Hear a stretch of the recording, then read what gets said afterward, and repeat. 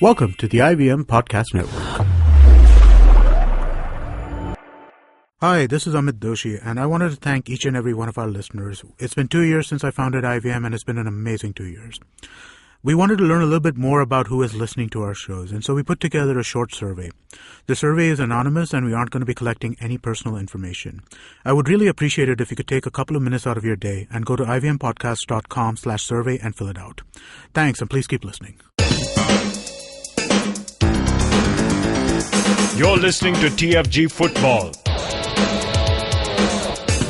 Hello guys, welcome to the new episode of TFG Football Podcast. My name is Nikhil and we are back after a short vacation, after a 3-day vacation, and lot has happened over this 3 days. It will be a time constraint kind of a thing, so we'll just brush upon all the matches that have happened during the weekend, plus all the coaches who are losing their control. We'll be talking about Kashyap, we'll be talking about Morgan, and then the FPAI issue where AIFF has disowned them. हम लोग को नहीं पता कौन है ये लोग. And finally, the AFC Cup, which is not going to be telecast, but we'll be talking about it. So let's talk about few of the matches. DSK, completely mauled Mumbai FC. Kevin, your thoughts? Yeah. Nothing to offer from Mumbai FC. Not even a fight, not even something for the fans, the travelling fans to cheer.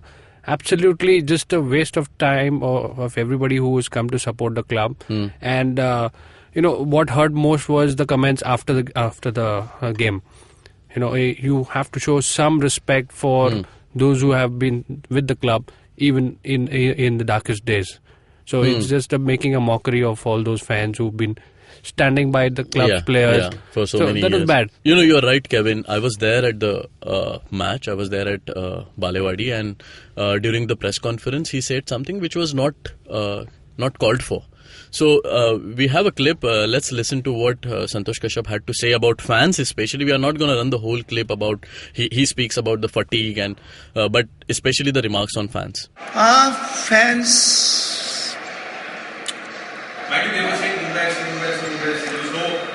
They started with positively and they end up with a negatively.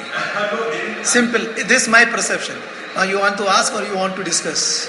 What I want to tell you is for the duration that I sat in the press conference for the media center, I didn't find many fans chanting "We love you." They were asking what is wrong, but they never chanted anything "We love you." They were always behind Mumbai FC today. So They started positively, that's why they are cheering up, not me, but players and supporting Mumbai FC. But later on leave, it's the same old story. So I know they are hurt. But what I want to say to the fans, I expect better from them. In last Minerva match, 90 minutes, they are abusing me. I am also employee here. I am trying my best. Coach only not responsible for this situation. Players also equally responsible. Management also responsible. My staff also responsible. They also responsible for it. So I don't expect from them that the way they protesting. You have a way, but if you start abusing through net also and continue abusing, so if they are not educated, I can understand. But they are from good families, all of them. So I believe their disrespect to their parents, their upbringing is the problem, I believe. That's why they're abusing me. So they should understand that you have to respect everyone in this field. I am also trying my best for it. So Nikhil, you've been a hardcore Mumbai FC fan, and especially all this while, then that hope that is shown for Mumbai FC. Listening to all this, how does it make you feel? It's shameful, really. Coming from such a celebrated coach. Santosh Kashyap, if you go back in history, he has coached a lot of big teams, and he knows the responsibility he owes. Okay, so coming up with statements like this, where he goes very personal and questions upbringing of the fans. It's really not called for. See, losing matches is not new to us. We have been fighting. We in the sense Mumbai FC. So I'll represent as a Mumbai FC fan. We have been fighting relegation for all these years. Okay, there haven't been many seasons where we we all fans were together, and we were going all glory about winning matches. No, we were losing matches. We were in the relegation battle, but never ever we felt that things are so negative. And that's what bothers us. I mean, he's trying to say that I'm trying my best, but he's not owing up to the responsibility. He's not taking any responsibility. He's saying that the staff is responsible, the fans are responsible, the players are responsible. But he never said that I'm responsible for this. You have to somewhere take responsibility of what you're doing. If at the start of the season you made a comment stating that we'll be in the top 3, and I'll tell you, during the press conference he also said that I have another 20-25 days, you will see the change. And I mean, after 20-25 days there are only 4 games left. You are almost battling relegation, and I really feel scared about Mumbai FC, because if they get relegated and the one league starts, it's a double relegation for Mumbai FC. There could be a possibility that the club might shut down. And which is horrible, because I am part of a lot of Mumbai FC fan groups where even parents are there. Their kids are in the youth system, in the academy, and they dream of playing for Mumbai FC and then for the India. Okay, that is what their dream is, because they are playing for the biggest club of the city. Now, if you are saying that relegation might bring up a chance that the club might shut down, this actually brings a lot of problems. There are so many people attached to this club, and making statements like this shows how irresponsible someone can be. So I'll tell you one thing.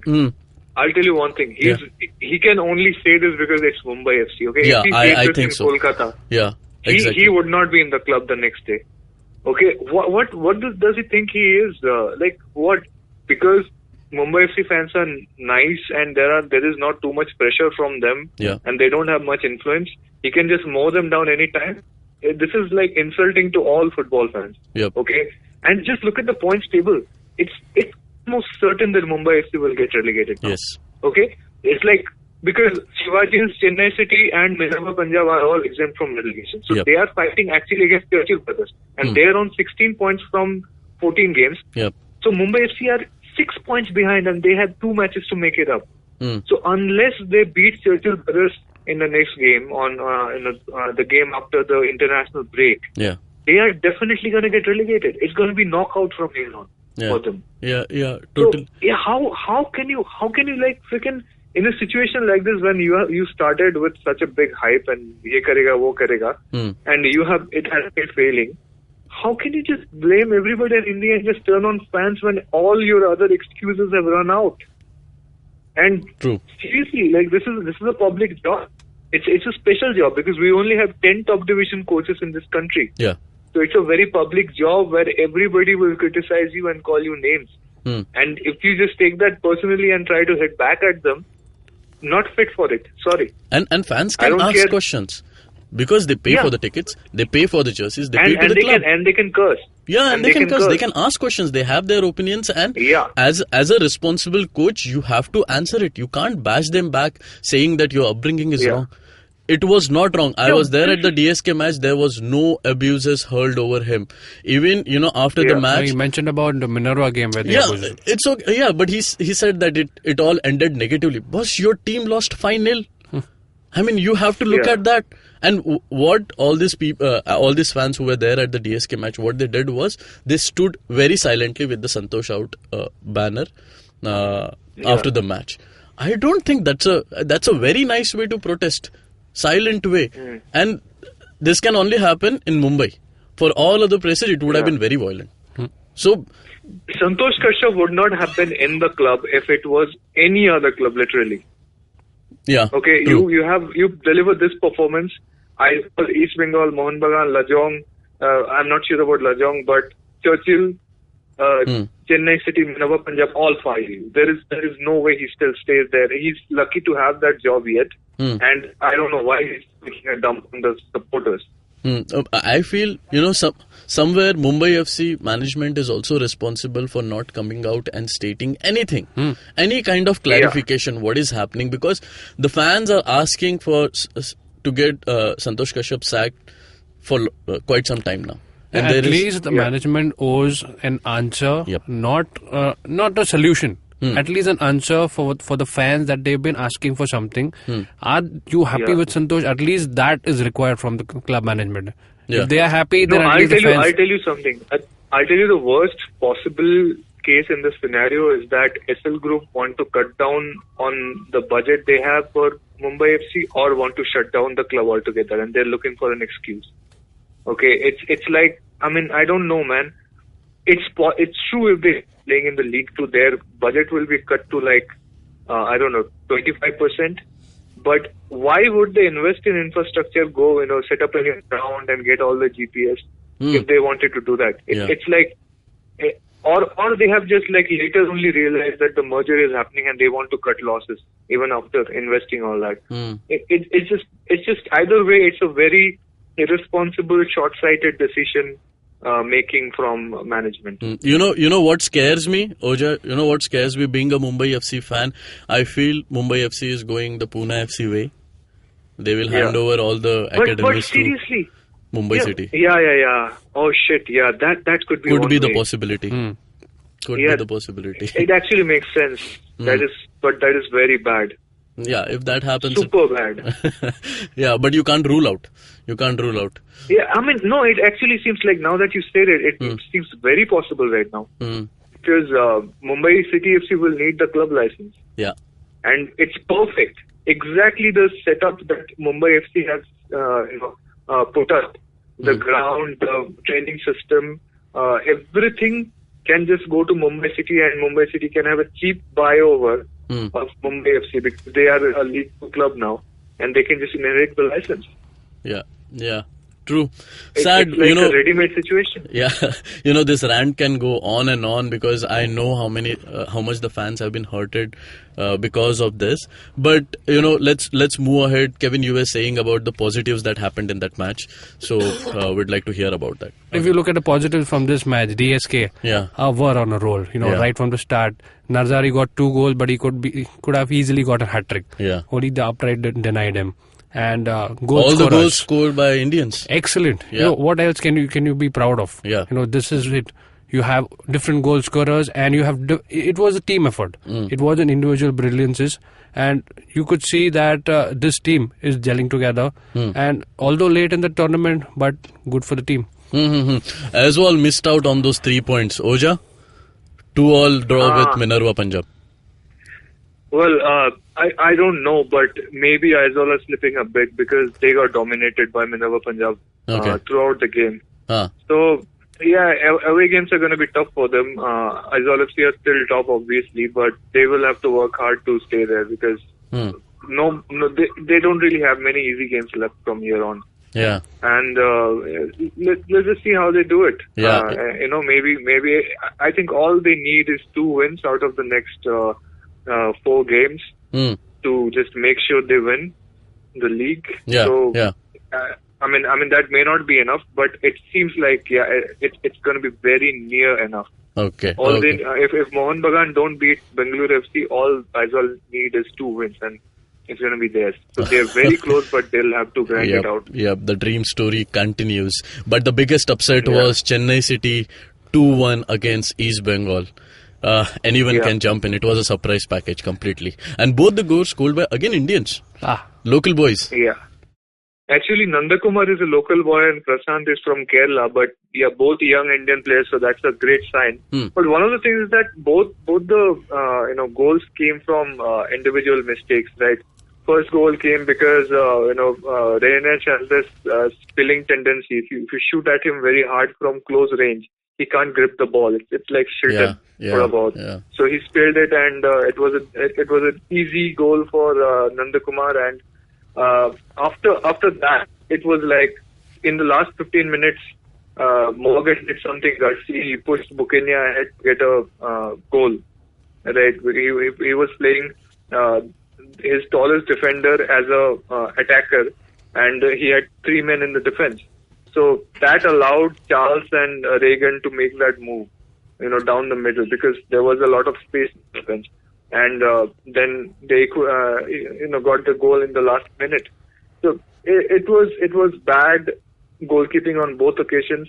It was a strategy because anyway Morgan was under a lot of pressure. He had to go for the win. and they ended up conceding another. So East Bengal, in a way, unlucky. But it seems like this was a gigantic blow. You could feel it. Yeah. The supporters who had travelled completely looked shaken afterwards. I think they would have even taken a draw from that point. I mean, from that game, it wouldn't have been as bad. It was like the energy had just been sapped out of the entire team, and it was even later on you heard club secretary firing a bombshell again. Kalyan Majumdar said, "Yeah, I knew this team wasn't going to do it, and the coach is going to Australia for vacation now. I hope he has a good time and all that stuff." And later Morgan comes to the press conference. I have never seen him that sad. It seemed like he was giving up hope. He was talking about why they were dropping points and what could be done to fix it, and he did not sound very positive at all about his chances going forward. So listen in on what he thinks. Well, without a doubt, it's a massive setback. Coming in 1-0 up at half time and probably being in control, but it's just inexplicable, really. Errors. We'll end up where we deserve to end up. Well, there's still 12 points to go. 12 points. It's just now it's must win. Whereas we've been in a really, really good position now. But sometimes there's nothing you can do. I mean, that's the worst game I've seen Ranesh play in a very long time. As well as he's done for us this season, I just never saw that coming. The two errors that he made, a bit shell shock really. It's disappointing that we're in a good position, and then did we do enough to try to get back in the game when it was 1-1? Did we do enough to try and win it? Did we try and do enough to get back? I know the goal come late, but we seem to struggle defensively against the sort of African strikers. I mean, the second goal there, the guys picked the ball up and run 70 yards and just brushed off 3 or 4 challenges before he made the pass. And we've not been able to deal with that. We couldn't deal with it. We didn't deal with it very well against Churchill, and we didn't deal with it very well against Aizawl. I mean, it's all right when you come up against teams that play football and the game's a little bit different, but you've got to be able to mix it as well. When there's a game of football, but when it comes to rolling your sleeves up and digging deep, that's when you need your leaders in the team and the characters in the team and the personalities in the team. And at the moment, I haven't seen too many. I don't know. I mean, there's still 4 games to go, but now it's not in our hands now. Now we depend on other people. If we'd have won today, it would have been in our hands. If we'd have won the next 4 games, then nobody could have called us. But now we're going to be relying on other people and hope that the results go our way. Hope that there's some upset still to come. I mean, the results last night were great for us, and probably the 2 teams now are both sitting home really happy that we've lost, as we were happy that they both drew last night. But there was a great chance for us to take advantage of last night's results, and we've come up short. And we come up short in the last game. So as I say, we'll end up in the position that we deserve to be in, no matter what players you have, no matter how much your budget is, no matter what squad you've got, you'll always end up where you deserve to end up. Oh, so Osha, is he giving up? Is he throwing in the towels?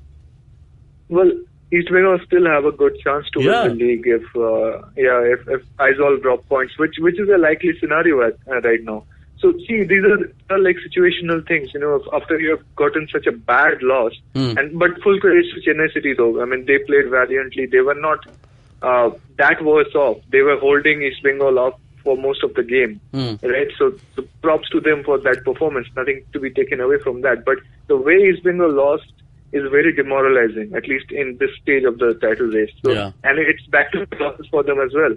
So, but that again, it's a situational response. So if suddenly Aizawl FC lose a match, suddenly East Bengal will think, okay, now we have a chance again. Yeah. And they can try and get back in it. Maybe the pressure from fans is too much, I guess. I think it's more than fans. I think it's more than fans because the fans were not, yelling at Morgan. I mean, after the last loss, they were, shouting for Morgan to be ousted. But I think it's more than fans. There is some pressure from some of the management, and it's not even that hard to guess when you have the club secretary just blasting the coach on every opportunity he gets. So it's a bit a tough situation they're having at East Bengal. Okay. Let's move on to another controversy that is covering Indian football right now. Now, FPAI a few days back released a statement where they said there are certain points that AIFF need to consider, ISL need to consider, as well as IMGR. And AIFF then comes out and say that we don't recognize FPAI, so these points are not valid.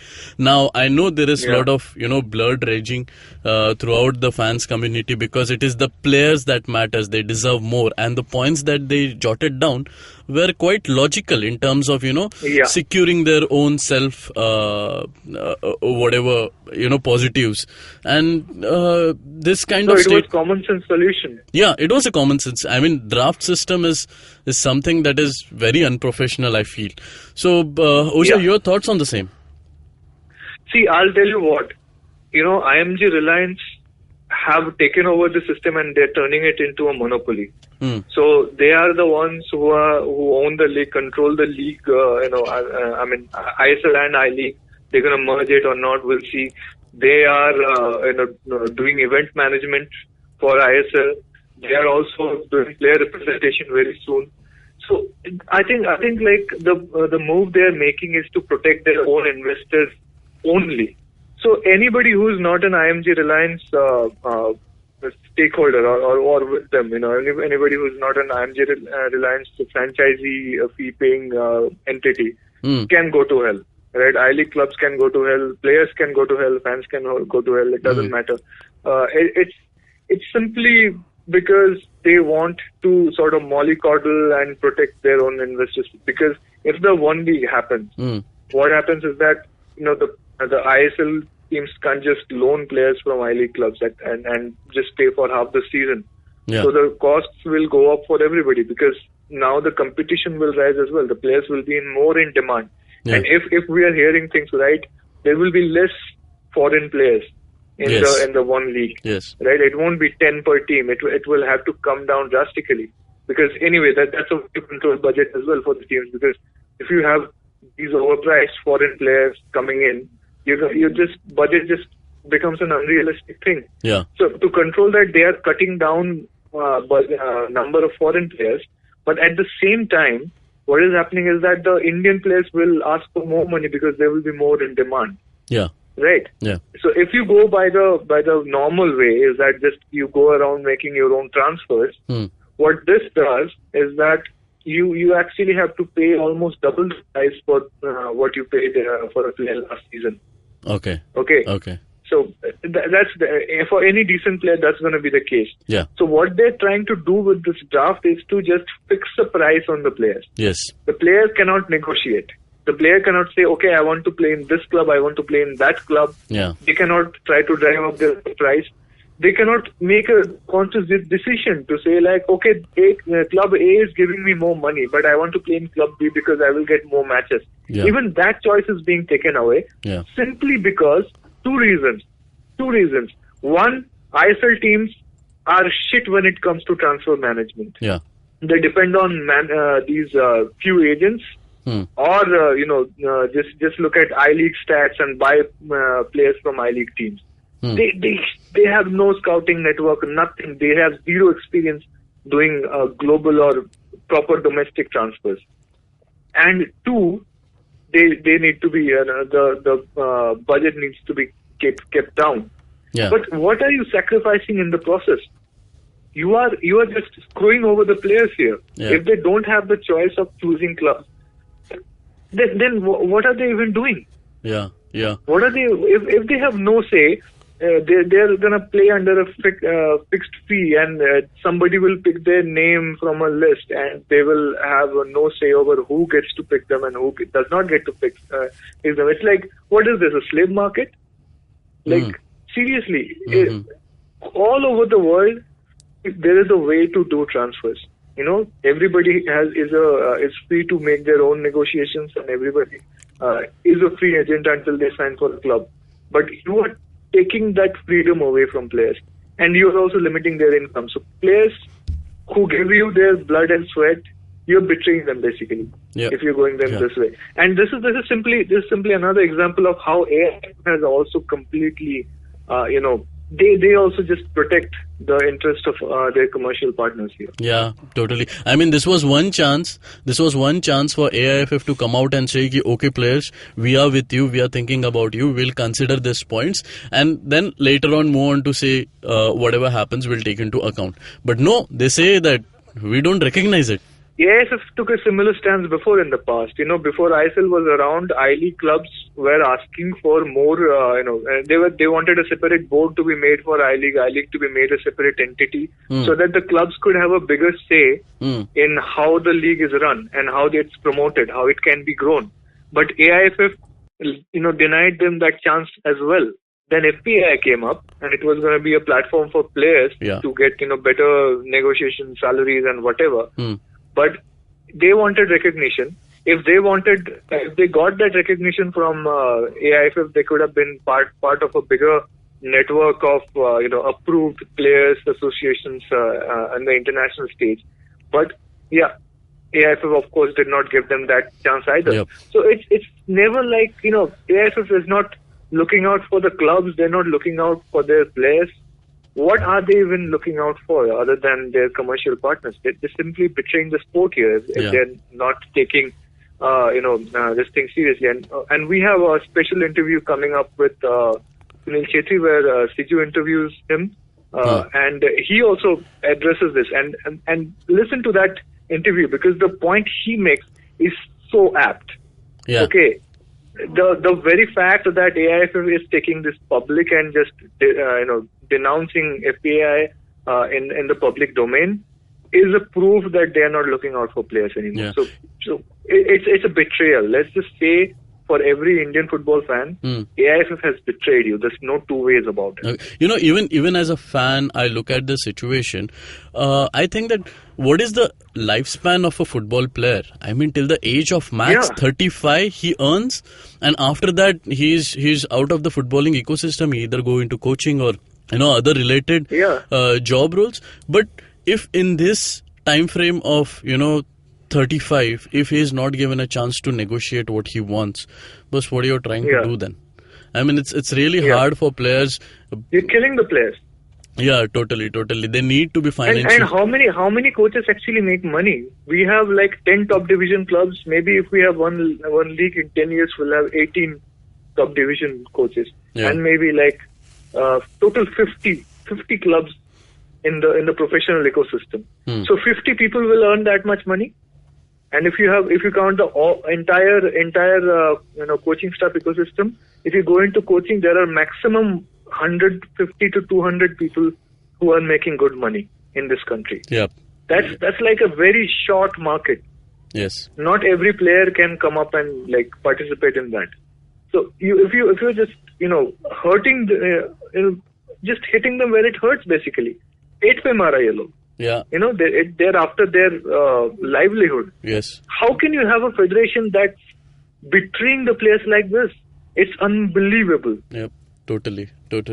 Okay, we can again rant about this on and on. We'll move to another controversy. ये podcast का नाम है ना TFG Indian Football Controversy Podcast होना चाहिए.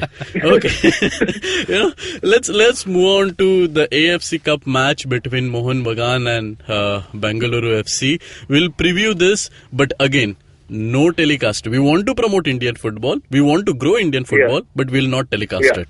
That is what the scenario is. Don't talk about it. Black it out. No discussion in the media. News channels won't even touch it. Nothing will be done on it. There is, by the way, there is a Bein Sports, a Middle Eastern sports channel network, who's a partner for this tournament, they will be showing it. So if you're in Middle East, you can see Bengaluru FC playing Mohun Bagan in India live. If you're in India, you don't get to see it.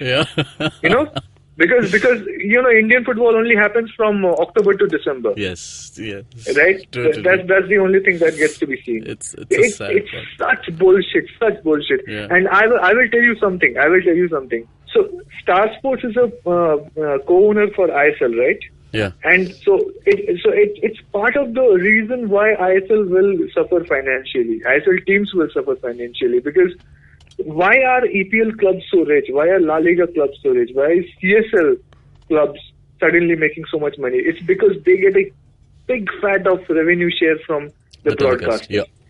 If you have the broadcaster as the owner, it won't be that much to the clubs, because the broadcasters will keep most of the profit. And obviously, they're like investing a lot, but it's also making them biased. They don't want to touch I League. They don't want to touch AFC Cup also. Even last season, towards the end, when there were like multiple petitions and a lot of bad publicity they were getting for not showing Stars, AFC Cup, Star Sports decided to show the last few games.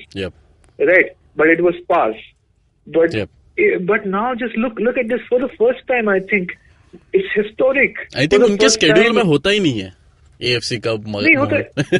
No, whatever. It's like they only care about. Even today, if you go to Star Sports 4, you will get to see the best of ISL 2016. Okay. Yeah. They're going to show that, but not the current game. What boggles my mind is that ISL. I mean, we have to touch upon this, that ISL is telecasted in 8 different languages? How many? On 8 different channels. Okay, but they don't find a space for an Asia Cup match. Yeah, what is required? Just show the match on TV, run a few ads twice or thrice a day. That's it. That is all the publicity Indian football requires. Do that. And mind you, these are the 2 biggest clubs in India. Okay, this is Mohun Bagan and Bengaluru FC. I don't know why. I mean, someone has to come out with a reason why they are ignoring it. No. This is historic because for the first time at such a high level, we have 2 Indian clubs in the same group. Yes. We have 2 Indian clubs fighting in an international tournament. This is like unique. How many times are you going to see this? And you don't show it. Yep. I don't know, because right now there are two major networks, right? Sony 10 have become one, and you have Star Sports.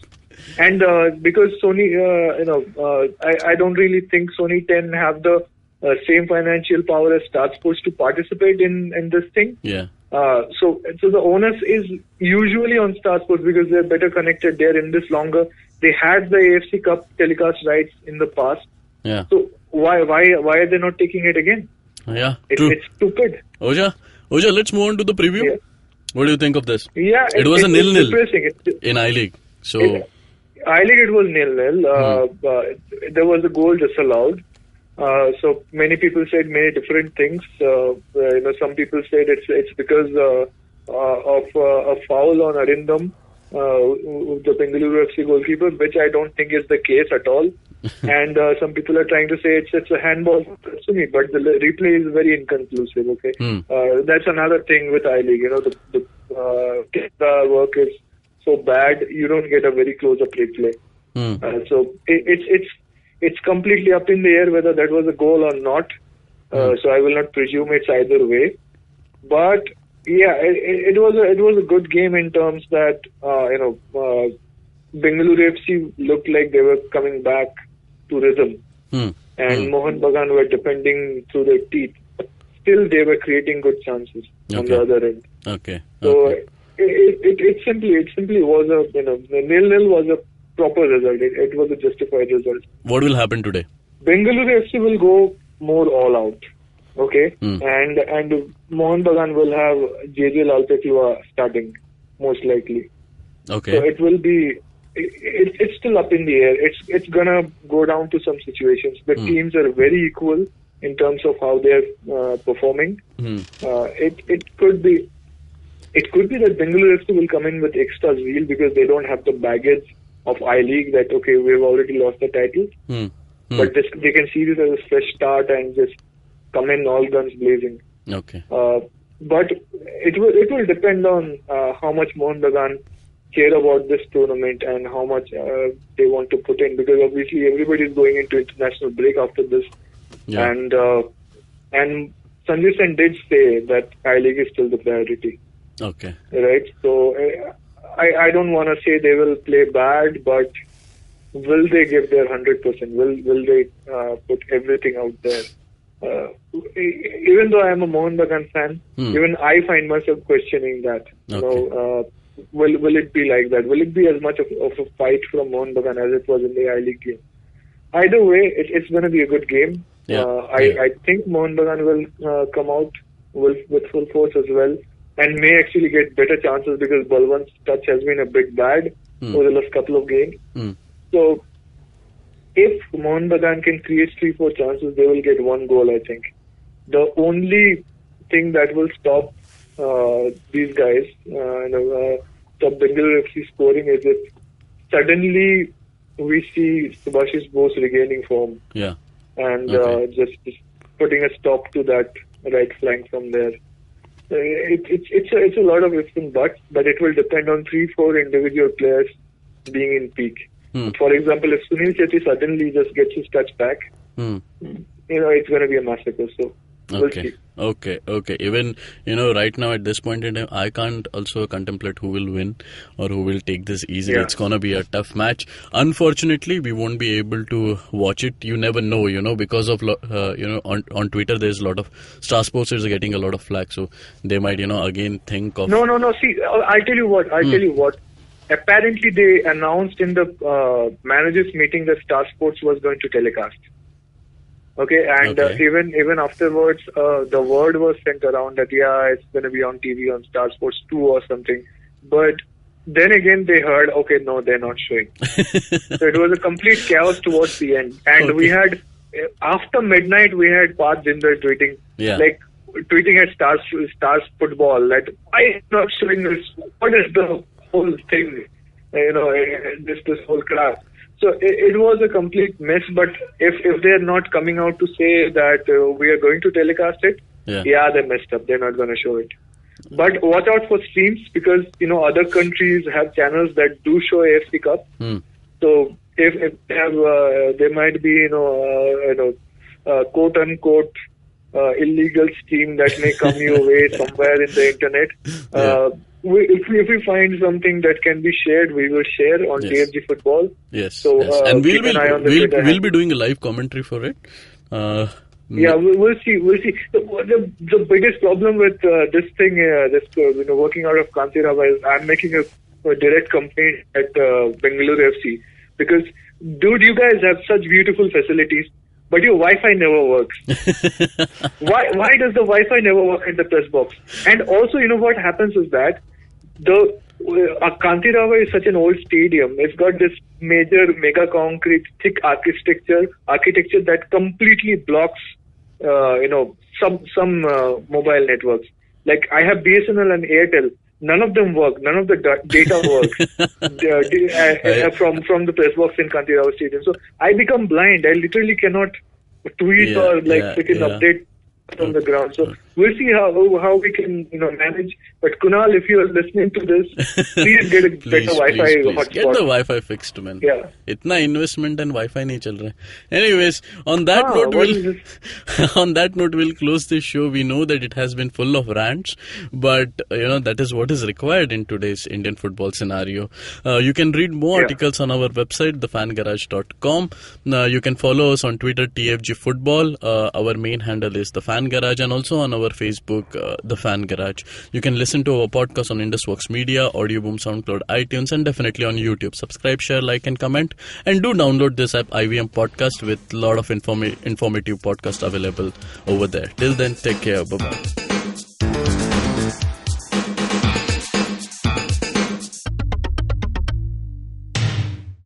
Hey man, just help me out, man. I need some podcast, man. I haven't had a fix in a week. Just need some. Don't you worry about it. I got podcast galore for you, man. Just go to ivmpodcast.com. You can also find us on Facebook, Twitter, and Instagram. Thanks, man. I'm gonna check it out.